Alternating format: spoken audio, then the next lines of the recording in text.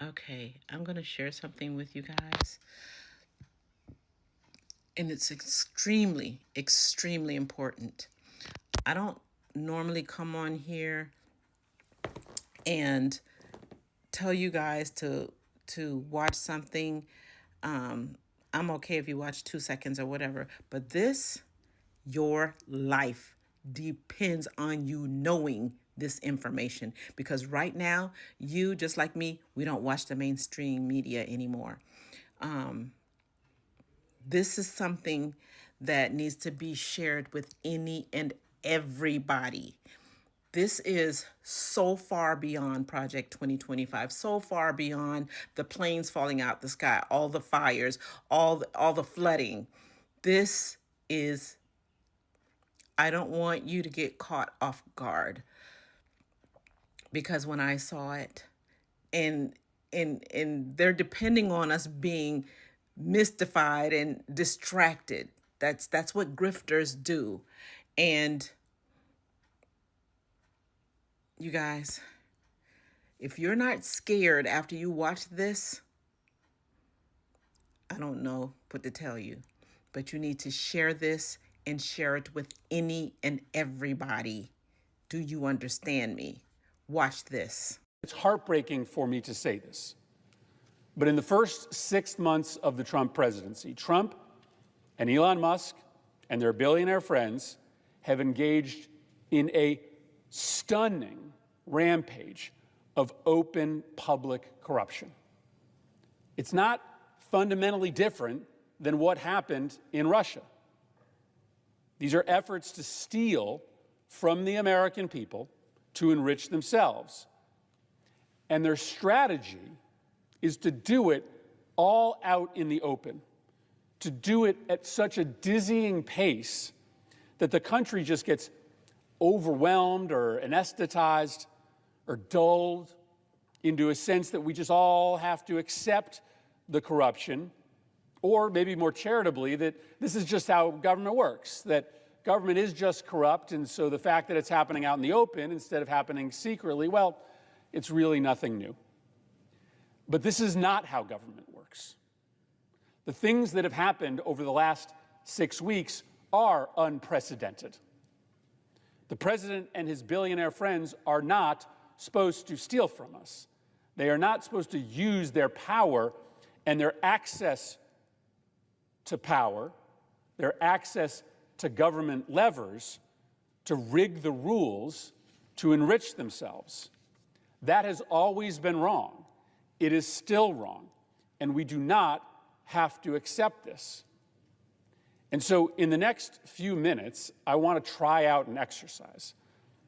I want to try to lay out for you, as quickly as I can, just some of the most significant instances of blatantly corrupt activity that's happened in just the first 6 weeks of Trump's presidency.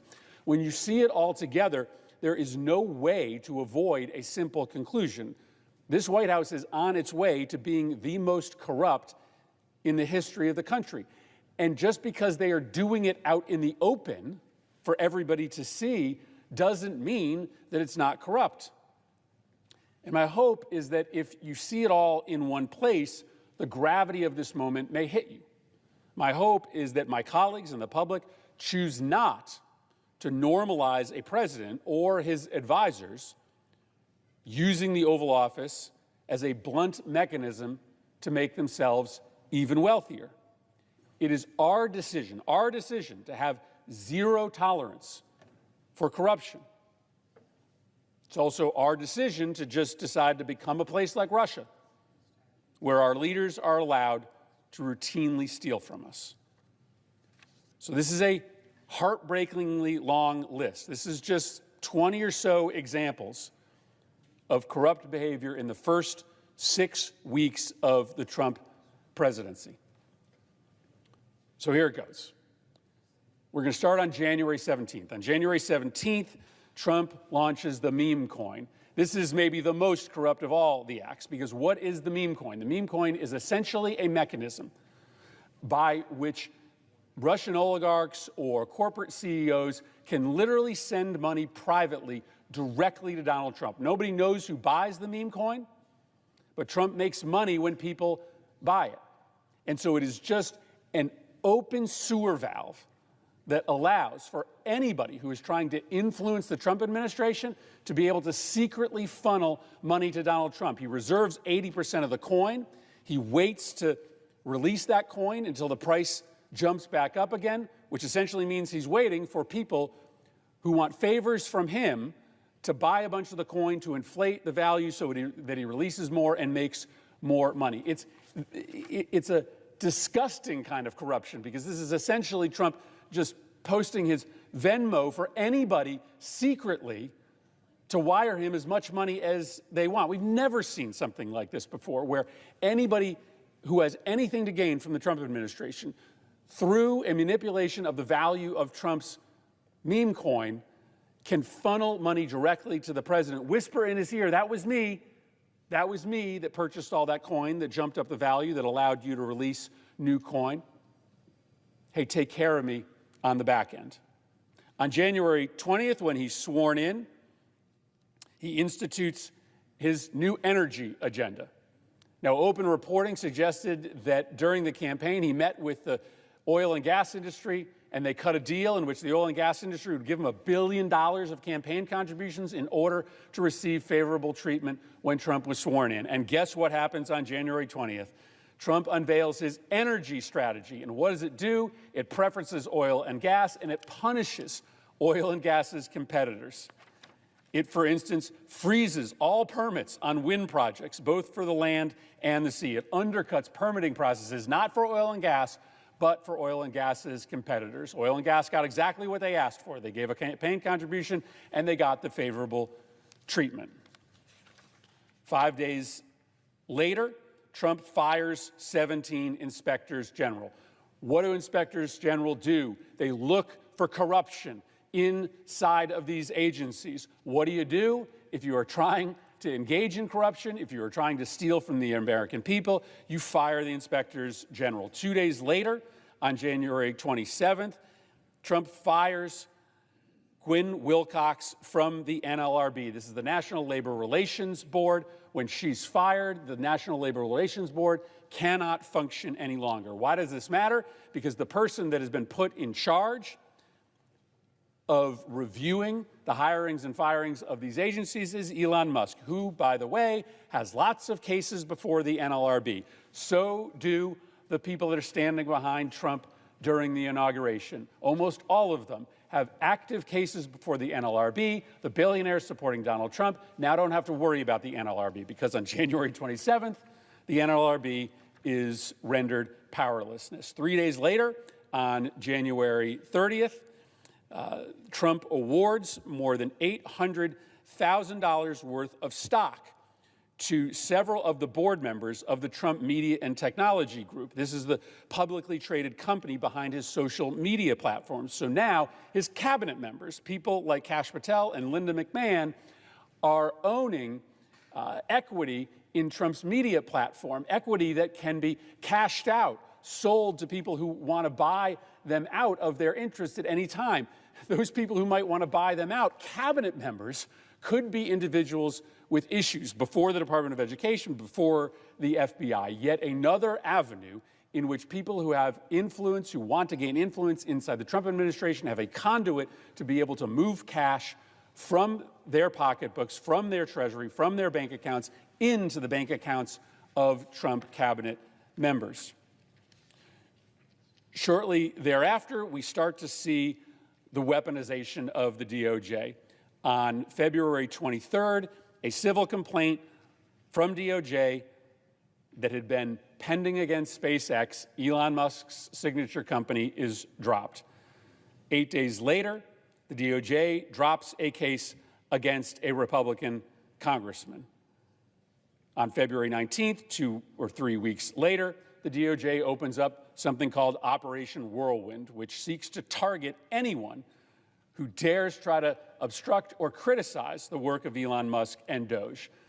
Over the course of the first few weeks, the DOJ is turned into an entity that drops cases against those who are loyal to Donald Trump and pursues aggressively investigations against those who are trying to criticize Donald Trump.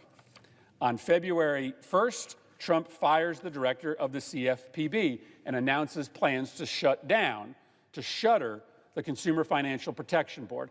Again, very much like the NLRB, this is an agency that was, at the moment that it was rendered powerless, investigating Elon Musk and many of the biggest financial backers of Donald Trump. So once again, those that have access to Donald Trump, the billionaires that are close to him, now don't have to worry about labor violations being investigated by the NLRB. Now they don't have to worry about consumer protection actions being taken against them by the CFPB.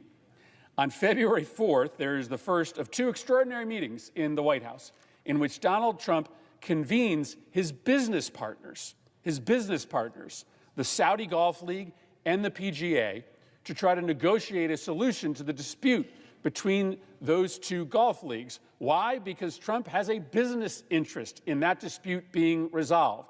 The Saudi Golf League plays tournaments at Trump's courses in the United States. And so if the White House, using its official power, can try to negotiate a settlement between those two groups, Trump stands to make money.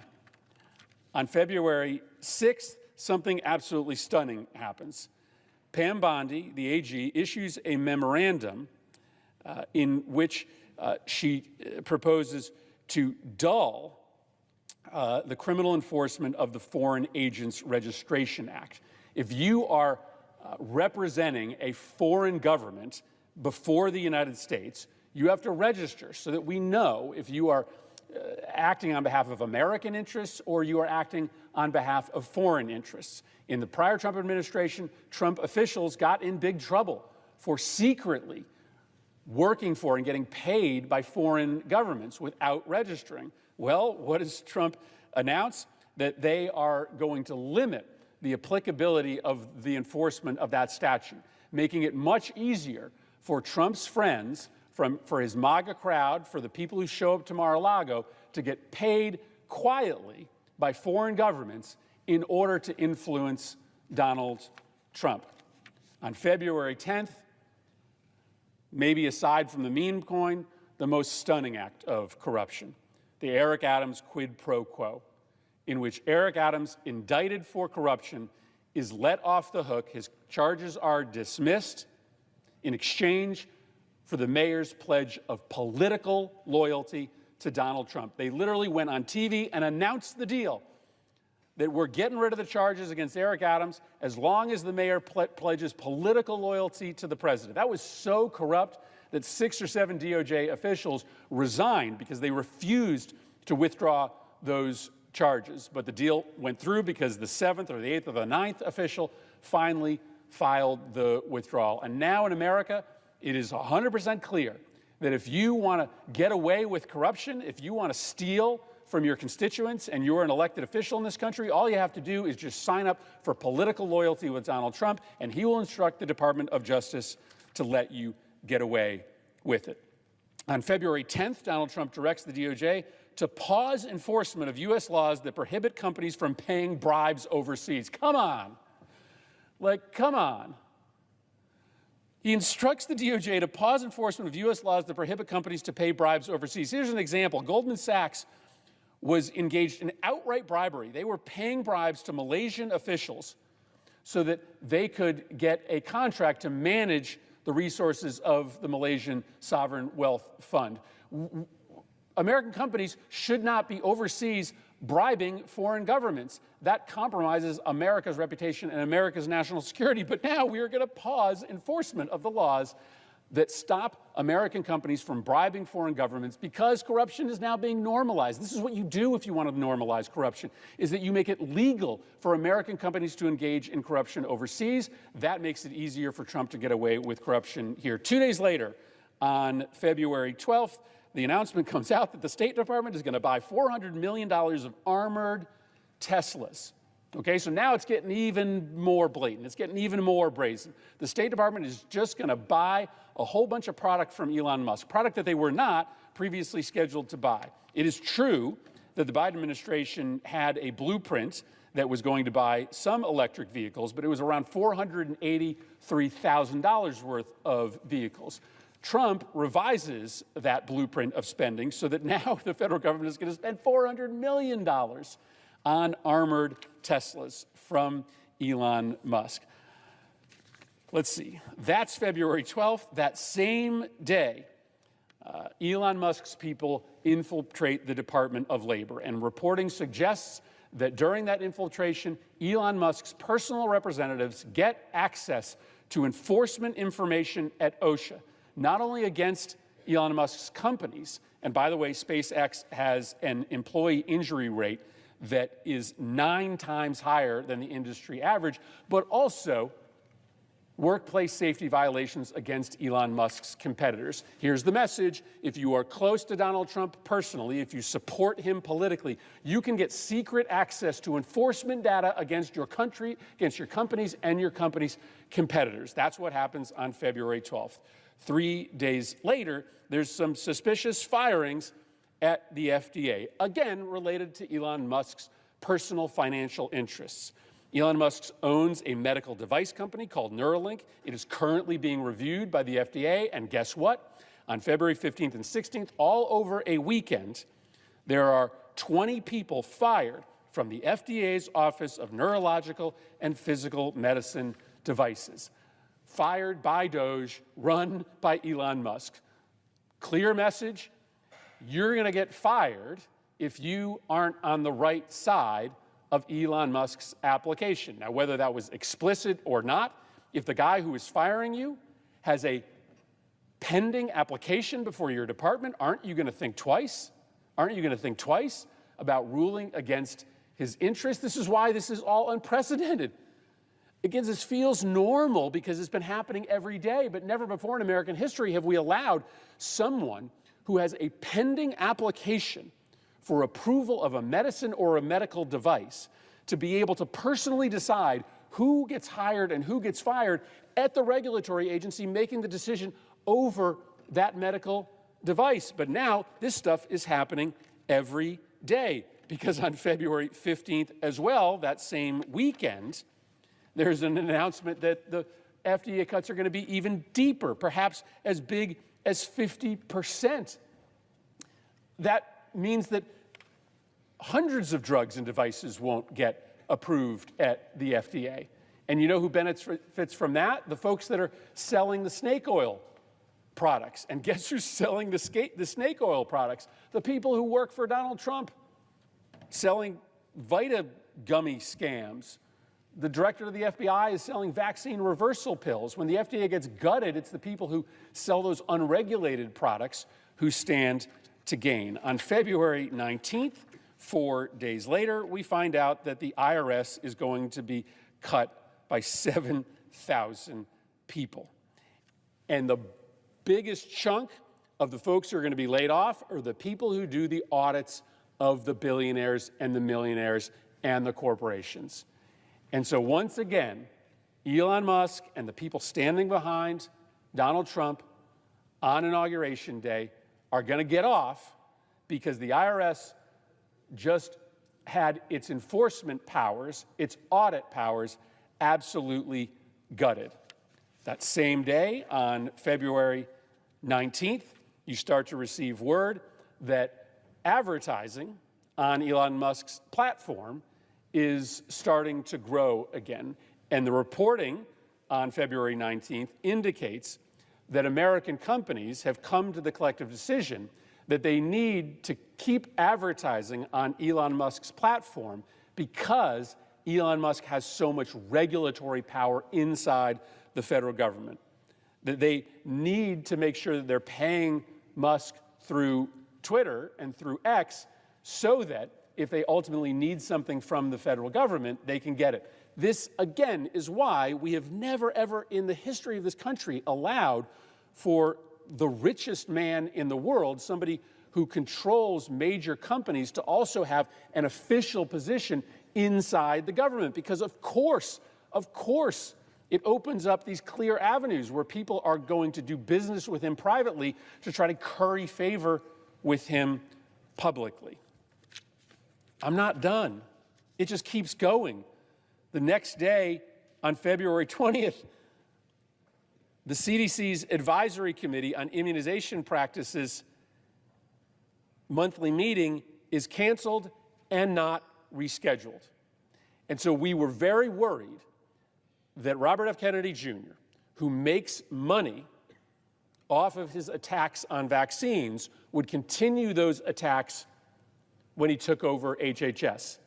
Because if faith in vaccines continues to plummet, it is very likely that RFK Jr. will make money. Why? Because the not-for-profit that he will likely return to, the company that he will return to after he leaves, makes money as vaccine misinformation spreads. And he also continues to collect fees for referring cases to a company that handles claims of personal injury due to vaccines. And so when the CDC's Advisory Committee on Immunization Practices is canceled, it is a clear indication that, yes, this campaign of assault on vaccines is going to continue, which, not surprisingly, is likely to make RFK Jr. even more money.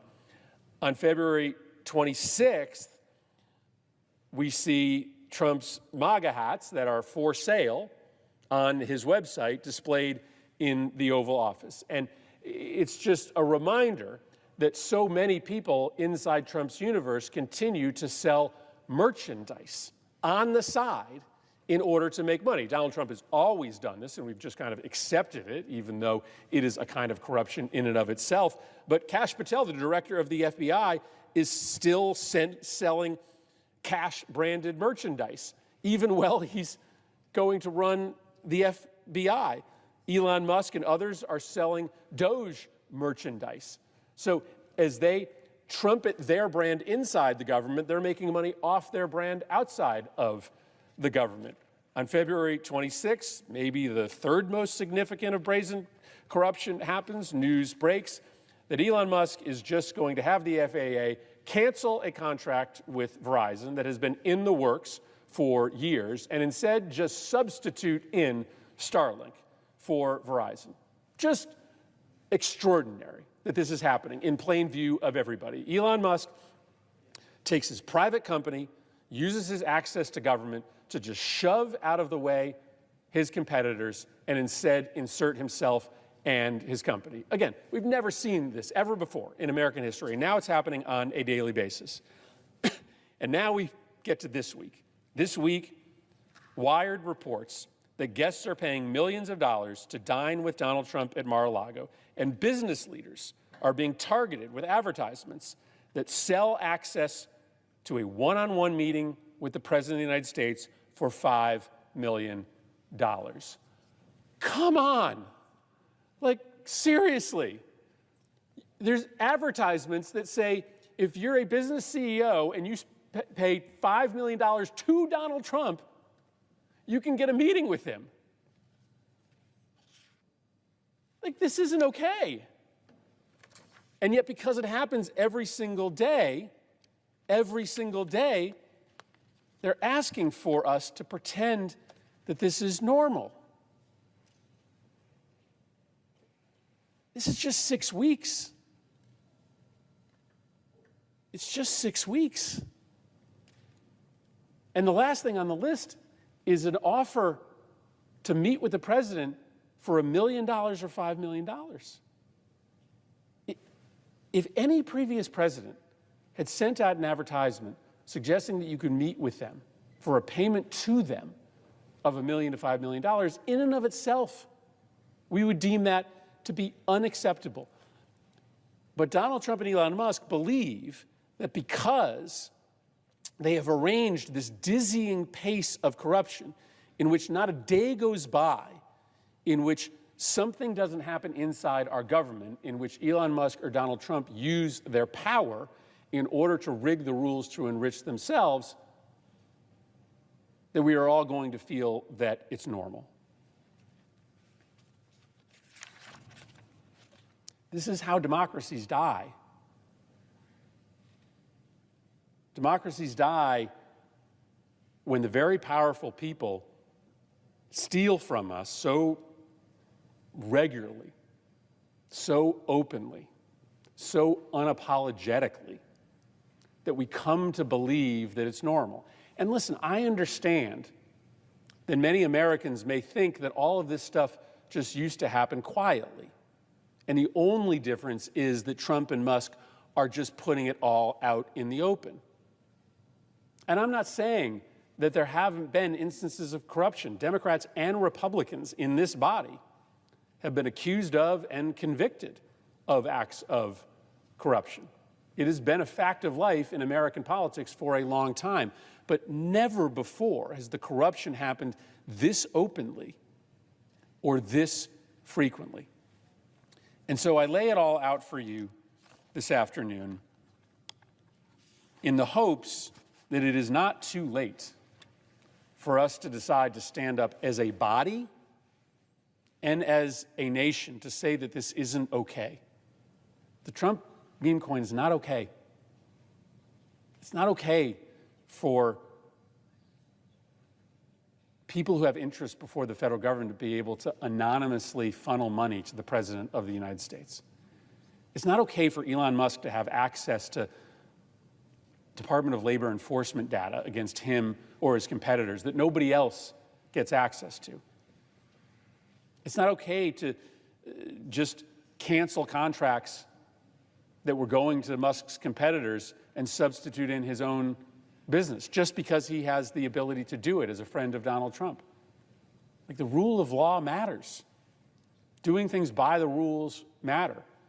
This level of corruption was not occurring behind the scenes prior. It is not just that the cover got pulled off of it all. And it's our decision as a body and as a country to decide not to normalize this scale of corruption. I yield the floor.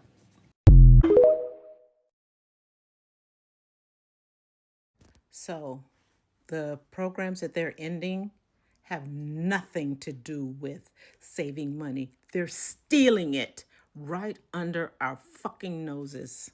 Right under our noses. That is why it is important this April 1st special election for Florida and for New York. You guys have got to flip this shit. You have got to flip it. They are stealing the money from the programs that they are ending. They're taking our money. They're taking our money. And these Trump people who think, oh, they're doing the government's work, they're saving us money. No, they're stealing it right under our fucking noses. The question is, what are you going to do about it? You. I'm pointing to you. What are you going to do about it?